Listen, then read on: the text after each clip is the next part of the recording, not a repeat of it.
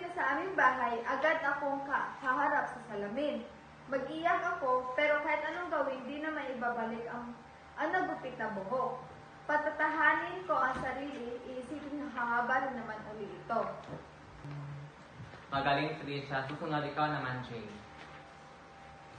Pero si nanay tuwang-tuwa pa. Kay linis-linis ko raw tignan ng aking bagong kupit. Kung may pagkakataon, ako mismo ang mag-isang nagpupunta kay Mang Pablo para magpagupit ng gusto ko. Gusto ko magpakiramdaman na ako na ang nasusunod na sa gusto kong gupit. Bibilinan ko si Mang Pablo na huwag gaanong nipisan ang aking buhok. Gusto ko ring magkaroon ng patelya. Kapag ako ang nasusunod sa gupit ko, nagiging masipag akong pumasok. Nagiging masipag akong mag-aral. Mabuti naman sinusunod ako ni Mang Pablo. Nakakalimutan niya ang gupit ba o na gusto ni nanay.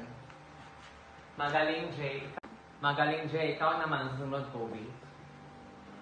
Sa buong buhay ko nung elementarya, isa lang ang gumugupit sa buhok ko, si Mang Pablo. Lumpo siya. Nakaupo na lang sa isang lumang wheelchair at laging may kadaming timpa. Doon siya dumutura at umiihi. Naamoy ko na madalas ang kanyang pangi habang hinugupitan ako. Natatandaan ko rin ang sa asawa niyang kay liit-liit. Kay liit-liit din ang kanyang bahay na may 4 na maiiksing poste at bahagyang nakaangat sa lupa. Palipat-lipat ng bahay si Mang Pablo. 3 ang natatandaan kong naging bahay ni Mang Pablo na laging malapit lang sa aming eskwelahan.